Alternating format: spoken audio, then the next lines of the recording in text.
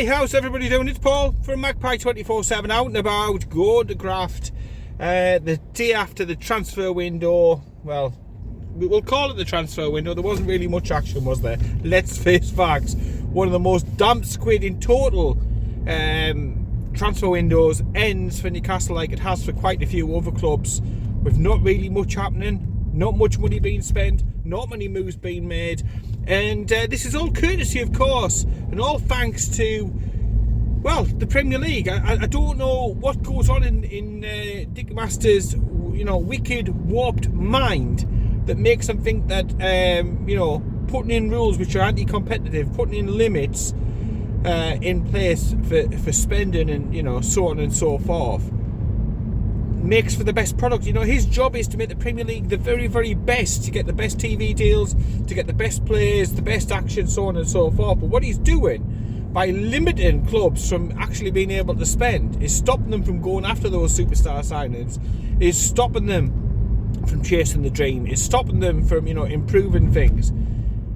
Absolutely fucking madness. It's not just at Newcastle United, to be honest. There's a whole host of clubs who would have probably liked to have spent, but because of these stupid fucking PSR rules, through the financial fair play, call it what you will, but it's the PSR rules. It just stops everybody. These figures, these budgets, these ceilings were set. Nearly 10 years ago, or just over 10 years ago, should I say? And it's hamstringing the club's ability to be able to retain the best players and to attract the best players. And surely, as a Premier League, that is what they want, to make the product the best as it is possible. It shouldn't be a system that encourages you to sell your best players to then have to go out and then reinvest. That shouldn't be how it works. We don't want to be losing the likes of Bruno Guimaraes, a Brazil international, selling him so that we can go out and buy some other players. It shouldn't be how it is. It should be a case of building a better team, keeping your better players, moving around some of the other players, and gradually getting better bit by bit like that. But it just isn't, because of these stupid rules. And obviously the points deductions for Everton, and what's going to be coming again for Everton once more, plus the Nottingham Forest situation is obviously, and rightfully so, scared probably most of the owners, the CEOs, the bigwigs at these Premier League clubs, and to say, look, we'll just play cautiously. We'll play cautiously because we don't want to fail these absolutely godforsaken gentleman type club rules, and then get into trouble, risk a 10-point deduction, risk relegation, risk missing out on Europe, risk, I don't know, for some clubs missing out on Champions League or league titles, so on and so forth. It's absolutely utterly stupid, and I hope that the Premier League meeting that happens this month, this is getting discussed. This whole situation around financial regulation, the rules, so on and so forth, that is getting discussed at this meeting, and it's going to be good to get some sort of clarity. It's going to be good for the owners to be able to put their grievances, their issues, their problems with it on the table and try and sort something out, because literally this is the chocolate fireguard of regulations. It makes no fucking sense at all to be forced to sell in academy players, to be forced to sell in your better players, to be then able just to reinvest that money and spread it out over a longer period. It's just absolutely farcical. And I'm sure the likes of Sky Sports News, who normally have a fucking wankathon, don't they, on transfer deadline day, I'm sure they don't like it, because hardly any deals happening, hardly any drama, because clubs are fucking shitting themselves over spending money because they don't want to get into issues with these stupid rules. There's not any issues about protecting clubs or not like that, so they can't dress it up like that. It's just literally stupid gentleman club type rules. It's the type of thing that, when you were 5 or 6 and you were playing with your mates, you'd have your little fucking rules, you'd have your little clubs or whatever, your little gangs and stuff like that. You'd make these silly rules, or we have to meet on this day, we have to do this, we have to do that, we have to wear a certain whatever. It's just absolutely and utterly fucking stupid, in my opinion, and I think the opinion of many, many football fans. And it's like, football these days, it's dictated on spreadsheets and stuff like that, and not on the field. It's absolutely stupid. Of course, For us, it's even more frustrating. You win the lottery ticket, the richest owners in the world, but not the richest club in the world, and that's the issue. When Chelsea won the lottery, when Manchester City won the lottery, of course they didn't have this sort of thing to contend with. They could spend what they want. The owners could spend what they want on their clubs, on their business, on their operations. But now, it's just farcical. It needs sorting, but.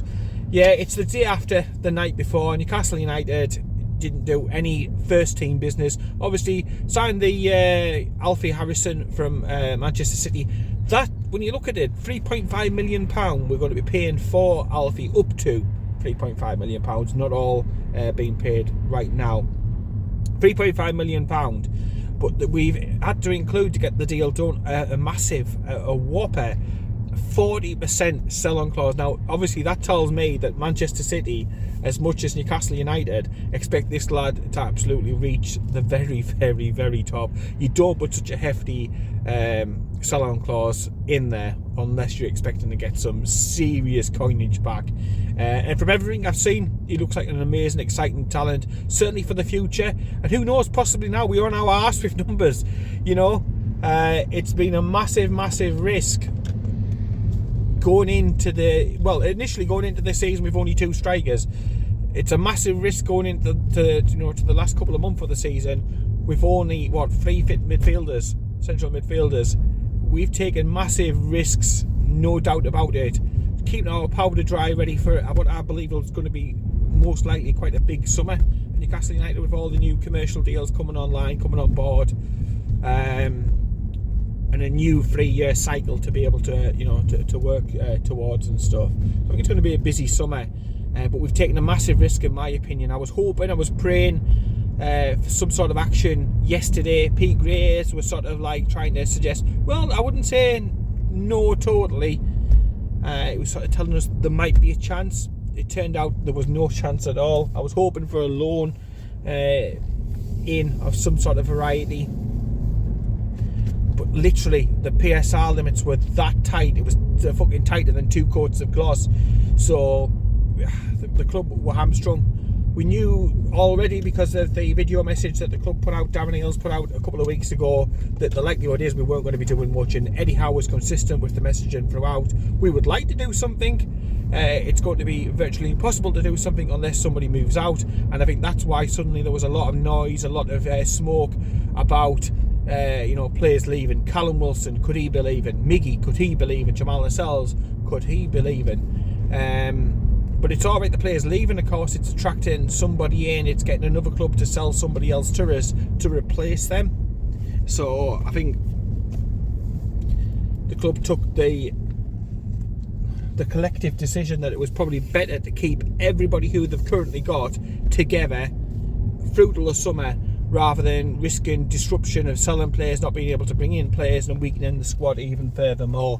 So the only player who's gone out the door really of any note, Javier Manquillo, going back to Rafa Benitez in Spain. That's a logical move. He's offered absolutely nothing, has he, for Newcastle United this season. A great professional, great lad, no doubt about it. He's done many, many good things, including the goal at Old Trafford for Newcastle United. But ultimately, he was constantly injured, never available, never used. So what's the point in keeping him? You might as well move him off the books. You might as well save a few quid on the wages and stuff like that. And that is what we've done. We've moved him away, not banked the fee for him, but took his wages off. And again, similar sort of story with a couple of the youngsters. A couple of the youngsters have been moved out again, saving a few quid on wages, and just reshuffling the deck and getting our cards in order, ready for the summer, which, like I touched on before, I expect to be a busy one. With the Adidas contract situation coming up, big money on that, other corporate deals, a lot of rumours about naming rights deals, and the warm-up kit getting a sponsor. So I think there's going to be lots of commercial activity between now and the summer, lots of money coming in, and then obviously there's a new 3-year cycle, so it gives us wiggle room. There'll be new Premier League money coming in, Champions League money, which will have been banked over the season, so on and so forth. And we've just got to get through, haven't we? It's the next 4 month the club didn't want to be spending the likes of £7 million on Calvin Phillips, a loan fee, plus his big wages between now and then. It just wasn't financially prudent. It wasn't sensible. And say what you will, it's a frustrating window, no doubt about it. I wanted them to sign some players. I thought we should have signed some players or recalled some of our loan players out earlier in the month, but we didn't. But they're being, careful and sensible with the club's finances, and that has to be applauded.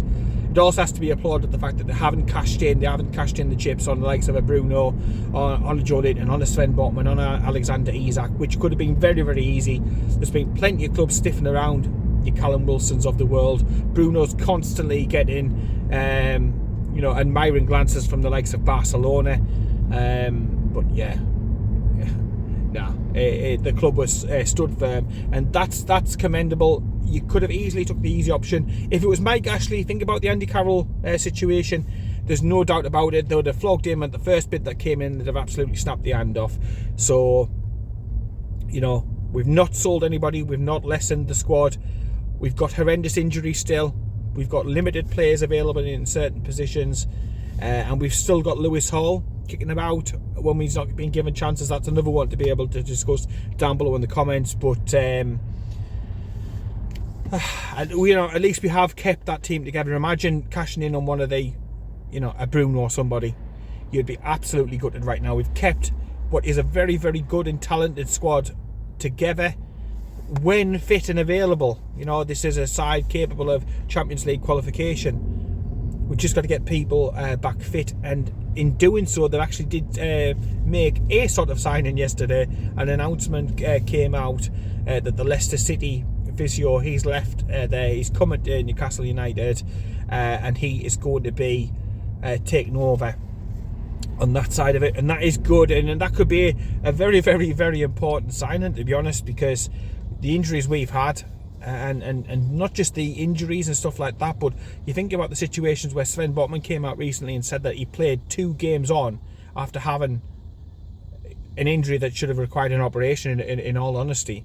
If you look at the Jacob Murphy situation, dislocates his shoulder, comes back the next game, lasts literally fucking 30 seconds, and then he's coming off again, made the injury even worse.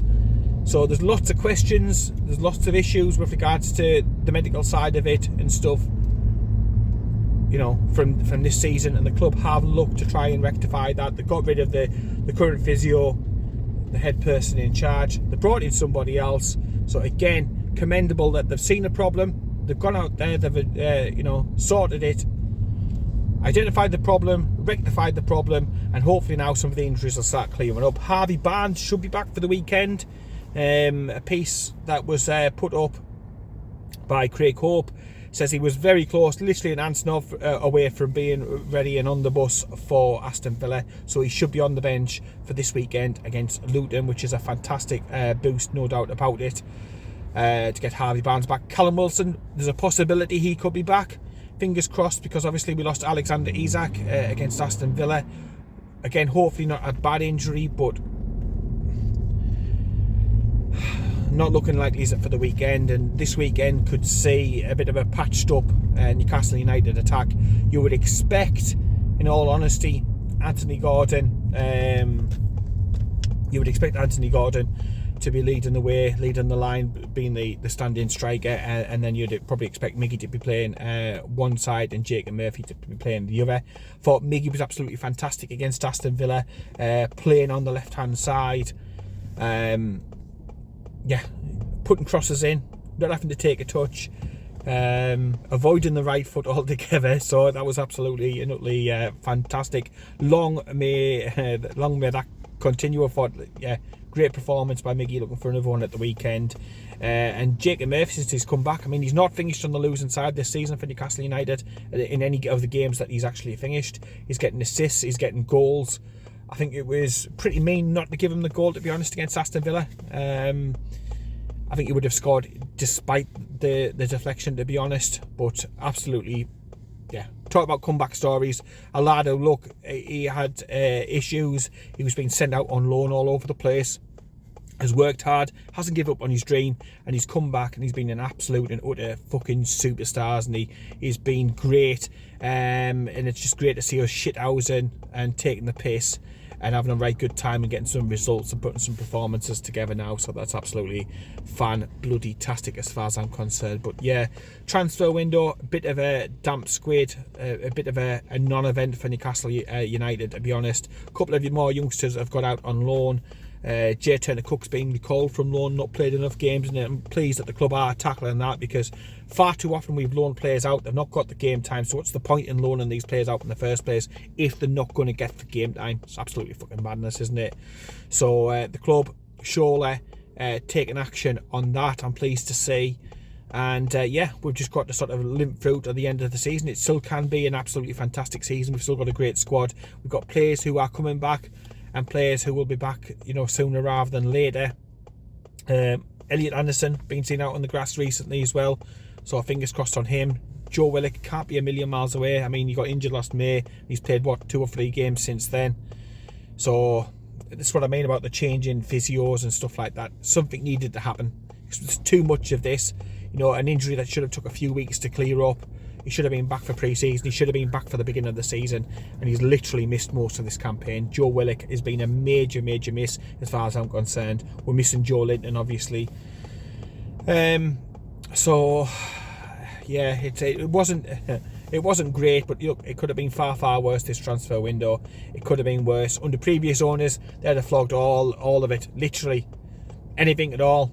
If it's not nailed down, if it's not literally secured to the building, they would have sold straight away. I have no qualms in saying that at all. So yeah, not great.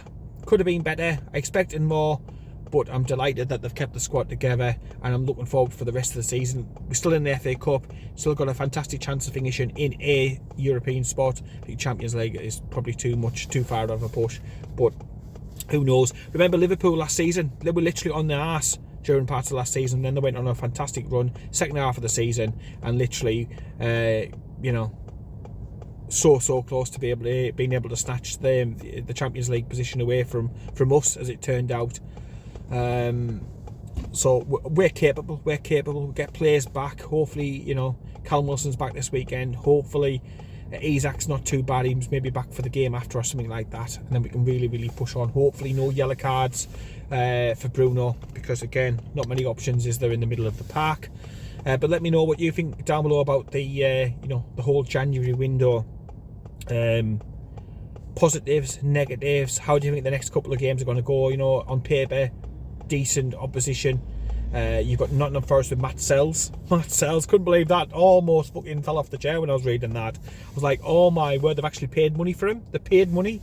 They have £6 or £7 million. Strasbourg have pocketed through Matt Sells. Unbelievable business. Great for them. Not so great for Nottingham Forest as far as I'm concerned. And I'm looking forward to seeing what he does in the Premier League. And looking forward to when we go down there, of course. Looking for a little bit of revenge over Forest after what happened at St James's Park.